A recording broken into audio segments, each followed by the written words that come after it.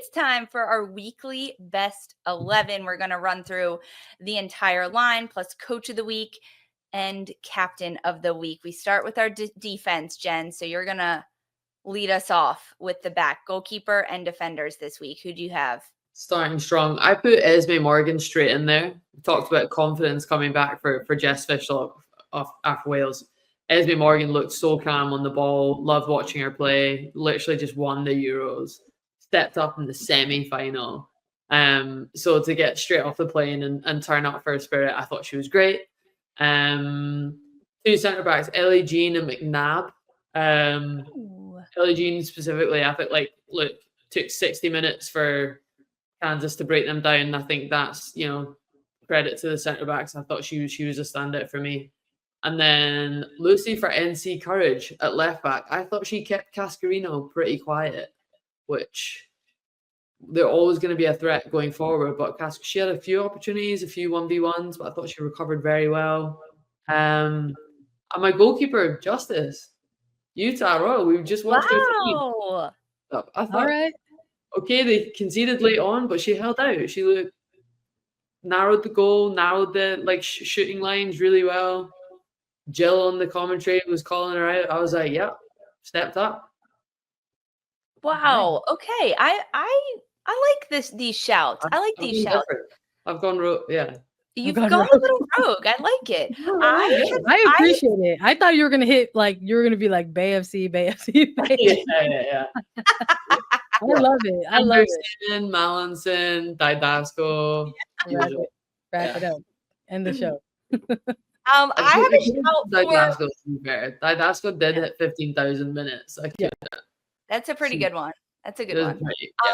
I had a shout for Laurel Ivory for Kansas City Current because I think that getting the shutout against a Louisville side that had good moments of attack. I mean, Ivory had to make some really big saves. And I think coming into a role where you are the number 2 and you're only playing because you're number 1 goalkeeper, just won Copa America, is a tough position to be put in. Yeah. And Laurel Ivory played very well with Kansas City this weekend. I like the shout for Mia Justice, though. I just wanted to throw in there that I had written down Ivory. Yeah. I got a shout for McClernand for Seattle. I thought to Angel City's credit, they absolutely were making a game of it to start. They were taking it to Seattle. It kind of looked like maybe it could go away during certain stretches or waves of momentum. And I just really think that McClernand has been putting together quiet, strong, solid season on that back line. And on this night, really showed off kind of her vocal leadership a little bit more. So I got a shout for McClernand in the back line there. And helped keep a clean sheet. So there you go. Who would you take out? Listen, I was literally thinking in my head, I'm such a pushover. So I'm like, yeah, McLaren, Ivory, get them in. Yeah, great. You're right. Totally. You think you're right. I do like the McLaren shout though. I'm not sure who I would take out. You guys have to decide. Who you swap out, Lise? Who are your center backs you have right now? Ellie Jean and McNabb. Ooh, maybe McNabb. Okay. Well, I guess Ellie Jean. Yeah, Kansas City scored twice. Yeah. Sorry, Ellie. All right. Adios. Okay, yeah. I like that round out. Let's talk midfield. I got to pick our midfield core. My number 1 player that I immediately threw in here was Jess Fishlock, a goal and a forced own goal in the 2-0 win for Seattle over Angel City, coming off of a Euros tournament with Wales, where she not only scored, but scored Wales' first ever goal at the Euros. And I think Fishlock instills a lot of confidence into this group under Laura Harvey and what Seattle wants to do moving forward. And a player like Jess Fishlock just injects so much life into the game, especially when she scores and when she forces some own goals, and her celebrations are just electric. My other midfielder I have is Croy Bethune, because this girl got her first assist of the season, and it has been a bit of a drought for Bethune since dealing with an injury last year and coming back into play and finding seams. And yes, she got the assist on the Rodman goal, but the first 45 minutes of the Washington game for Croy Bethune was Croy Bethune's game. Everything ran through Croy. She dictated so much of what Washington did moving forward. She controlled possession. She moved quickly in the attack. She also slowed down when Washington needed to just possess a little bit more. So I have Croy Bethune in there as well. And then this may be a little bit of recency bias, but when you score an opening goal in the first 5 minutes of a game against the reigning Shield winners and the champions, and then later in the game you hit a ball off the post, you're going to be thrown into my best 11, and that is Utah's Tanaka. Yeah, she had to. If you didn't put Tanaka in, that was the first name where I'd have been like, it has to be in there. So I'm good with that midfield. She would have been my number one in there. Ooh, I like this. Sandra, any complaints? Nope, none at all from me. I know that we've been guilty in the past of like some of the recency bias, like coming into these shows on the Sunday night. But if there's going to be one Utah player that makes this team of the week on a draw, they stole some points against one of the top teams in the league. It's going to be the goal scorer, right? Tanaka, incredible stuff from her tonight for sure. No arguments here. All right, no arguments. Bethune, Fishlock, Tanaka. Take us through the front line, Sandra. All right. Maybe shocking to no one. And I've said it before during our Team of the Week segments. Doesn't always have to be the full 90 minutes. Sometimes it just has to be about the impact and the moment. And I don't know if there's been a bigger moment out of week 14, the week of returns, than Trinity Rodman and her performance for Washington Spirit. Immediately on this front line after she scored the game winner. Had to get this player on this. I hope it is only up from here for Trinity Rodman moving forward with the Spirit. And if it is, that's dangerous for everyone else in the league. Alongside Trinity Rodman, I'm going with Temwa Chawinga. I think this is a player who has been lights out all season, showing us getting back to scoring goals, keeping up that average essentially of like a goal per game. Did it again in week 14. Don't worry about a month-long break, said Chawinga. I'm going to get right back into form. Don't even worry about it. Got back to scoring and gets right back on the team of the week for me. And of course, I had to show some love to Bay FC because I really loved that goal from Penelope Hocking. And I front line as well. No Beattie influence. I can show the text. There was no exchanges beforehand. I'm going for Penelope Hocking. Absolutely lights out goal and really good form for Bay FC so far. Wait, I'm loving this, guys. Tanaka was my midfielder, Lisa, if you didn't have that. And now Penelope Hocking was mine, because that finish with her left foot in the box, one touch. Good. I just love a one-touch finish in the box. I think it's so great.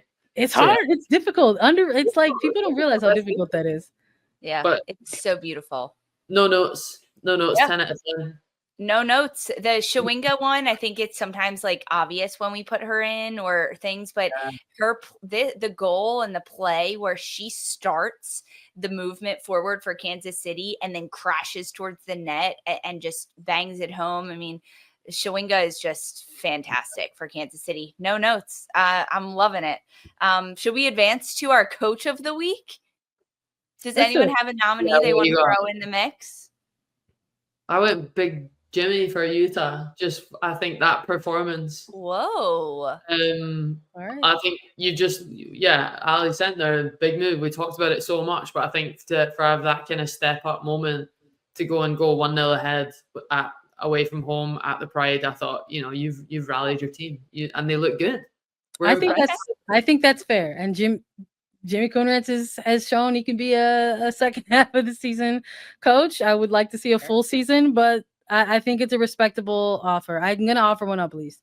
I don't know if maybe you have the same one, but I think in all of the discussion about the Spirit's performance today and Trinity Rodman, we got to shout out Adrian Gonzalez in this one as well.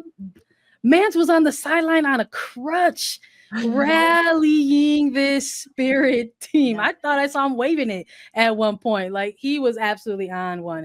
And, while we're celebrating the return of Rodman, the return of Simone Charlie even, and just the return of NWSL as a whole, it's also Adrian Gonzalez as head coach of the Spirit. And what a way to start off this second half of the season with a win for the Spirit back as permanent head coach. So I'm nominating him this week. Okay, guys, these are good nominees. I have a third one I'm throwing out there, so we're going to make it difficult.